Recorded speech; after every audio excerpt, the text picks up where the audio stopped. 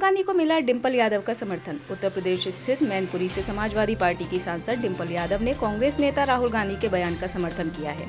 फिलहाल अमेरिका दौरे पर राहुल गांधी ने कहा था कि भारत में चुनाव ठीक तरीके से नहीं हुए हैं। राहुल गांधी के बयान पर डिंपल ने कहा कि राहुल गांधी सच बोल रहे हैं, इसलिए भाजपा को उनसे तकलीफ हो रही है। जब भी कोई सच बोलता है तो उससे भाजपा को तकलीफ होती है। सच बोलने के लिए कोई जगह नहीं देखी जाती है, सच सच होता है।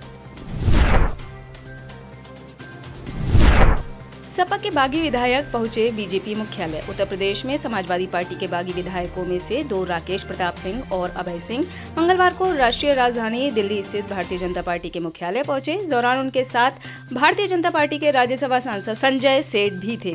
राकेश प्रताप सिंह अमेठी के गौरीगंज से और अभय सिंह गोसाईगंज से विधायक हैं। जानकारी के अनुसार दोनों विधायक सुनील बंसल से मिलने पहुंचे हैं।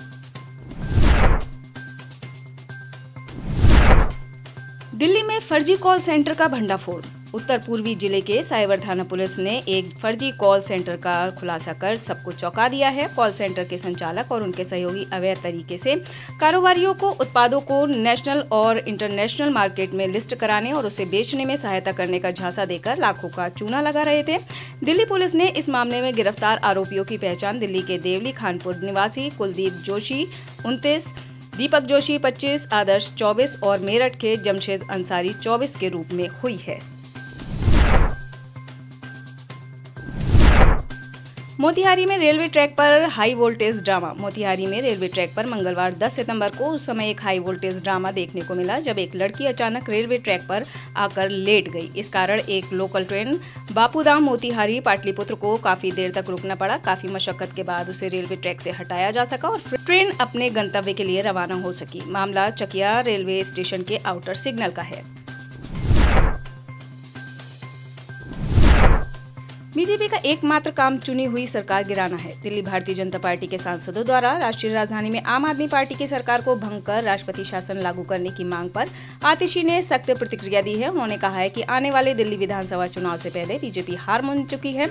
आतिशी ने आरोप लगाया है कि बीजेपी चोर दरवाजे से सीएम अरविंद केजरीवाल की सरकार को बर्खास्त करना चाहती है। बीजेपी का एकमात्र काम चुनी हुई सरकार गिराना है। दिल्ली सरकार में मंत्री आतिशी ने कहा है कि बीजेपी सीएम केजरीवाल से डरती है। ये बीजेपी का नया षड्यंत्र है। उन्होंने कहा कि दिल्ली चुनाव में बीजेपी को 0 सीट आएगी। रीवा एयरपोर्ट से विमान सेवा शुरू करने का रास्ता साफ।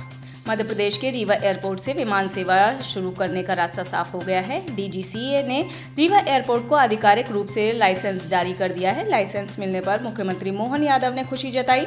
बता दें कि रीवा एयरपोर्ट से यात्री विमानों के साथ कार्गो उड़ान सेवा की भी सुविधा मिलेगी।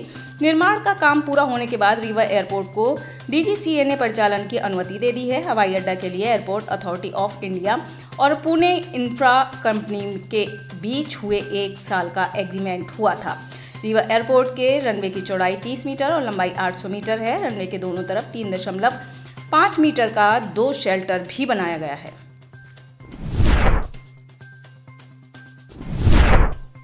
छत्तीसगढ़ के नक्सली संगठनों में अंदरूनी कलह। छत्तीसगढ़ के कांकेर जिले में एक माओवादी नेता की उनके साथियों ने कथित तौर पर हत्या कर दी। बस्तर क्षेत्र के पुलिस महानिरीक्षक सुंदरराज पी ने बताया कि यह घटना 6 सितंबर को कांकेर के परतापुर थाना क्षेत्र के मलमपेंटा के जंगल में हुई है। उन्होंने ये भी बताया कि माओवादियों के राजनांदगांव कांकेर सीमावर्ती डिवीजन के एरिया कमेटी सदस्य और दक्षिण बस्तर के निवासी विज्जा मड़कम की उसके साथियों ने तेलुगु माओवादी नेता विजय रेड्डी के निर्देश पर बेरहमी से हत्या की है। माओवादी नेता विजय रेड्डी के इशारे पर संगठन ने विज्जा मड़कम पर विश्वासघात करने का आरोप लगाया था। महाराष्ट्र में फिर उठा मराठा आरक्षण का मुद्दा। मराठा आरक्षण कार्यकर्ता मनोज जरांगे ने मंगलवार को मराठा आरक्षण की मांग को लेकर 16 सितंबर की मध्यरात्रि से अनिश्चितकालीन अनशन शुरू करने की घोषणा की। फरवरी में महाराष्ट्र विधानसभा ने शिक्षा एवं सरकारी नौकरियों में मराठा समुदाय के लिए 10% आरक्षण प्रदान करने वाला विधेयक पारित किया, लेकिन जरांगे मराठों को अन्य पिछड़ा वर्ग श्रेणी में शामिल करने पर जोर दे रहे हैं। लुधियाना में आप नेता को गोलियों से भूना। पंजाब के लुधियाना में आम आदमी पार्टी के नेता तरलोचन सिंह की सोमवार शाम खन्ना में कुछ अज्ञात हमलावरों ने कथित तौर पर गोली मारकर हत्या कर दी। पुलिस ने यह जानकारी दी। इकोलाहा गांव के निवासी तरलोचन सिंह 60 पर उस समय हमला हुआ जब वह अपने खेत से लौट रहे थे। उन्हें अस्पताल ले जाया गया जहां उन्हें मृत घोषित कर दिया गया। तरलोचन सिंह खन्ना ने आप की किसान शाखा के अध्यक्ष थे। पुलिस ने कहा कि आरोपियों का पता लगाने के प्रयास किए जा रहे हैं और मामले की जांच जारी है। 6 महीनों में जीएसटी कलेक्शन 412% बढ़ा। वित्त मंत्री निर्मला सीतारमण ने जीएसटी काउंसिल की 54वीं बैठक के बाद सोमवार को कहा कि ऑनलाइन गेमिंग पर जीएसटी लगाने से सरकार को बहुत फायदा हुआ है। उन्होंने बताया कि 1 अक्टूबर 2023 से ऑनलाइन गेमिंग पर 28% टैक्स लगाया गया था। तब के बाद से 6 महीनों में जीएसटी कलेक्शन 412% बढ़ गया है।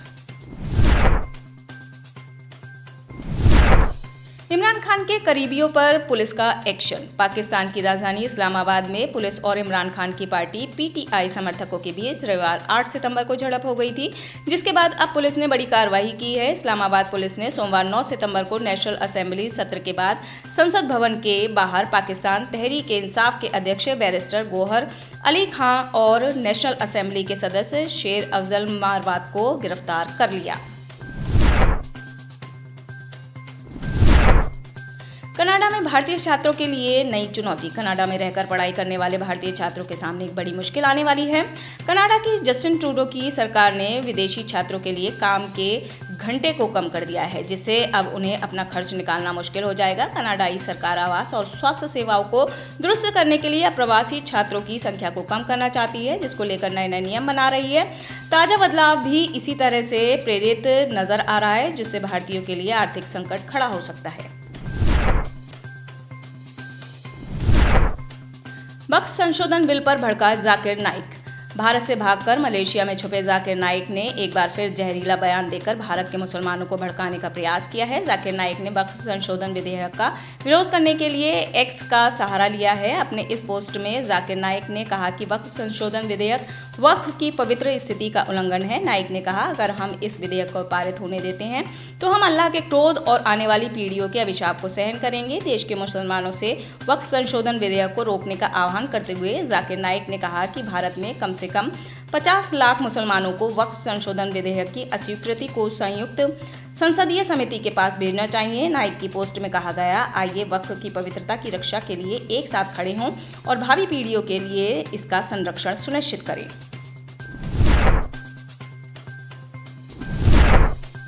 इमरान खान का आतंकी संगठन अलकायदा से संबंध। जवात अल रवात संगठन ने बड़ा दावा किया है। संगठन ने कहा कि पाकिस्तान के पूर्व पीएम इमरान खान और पूर्व डीजी आईएसआई फैज हमीद के आतंकवादियों और अल कायदा से संबंध है। जवात अल रवात के प्रवक्ता अबू उसामा अल मसरी ने बयान जारी करते हुए खैबर पख्तूनख्वा के सीएम अली अमीन गंडापुर पर टीटीपी के साथ मजबूत संबंध रखने और वित्तीय सहायता प्रदान करने का आरोप लगाया है। उन्होंने कहा कि खैबर पख्तूनख्वा के सीएम अली अमीन गंडापुर को अपनी जुबान पर काबू रखना चाहिए। हम साफ तौर पर कहते हैं कि अफगान और पाकिस्तानी भाई भाई हैं, जबकि आप पाकिस्तान विरोधी ताकतों का हथियार हैं।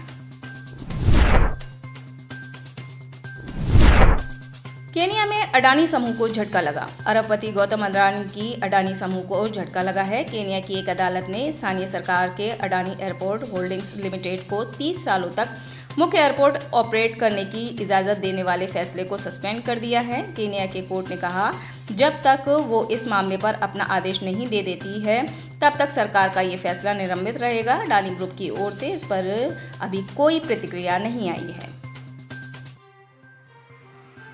आप इस खबर के बारे में क्या सोचते हैं, हमें कमेंट सेक्शन में बताएं। साथ ही ब्रह्मास्त्र न्यूज़ को सब्सक्राइब और शेयर भी जरूर करें।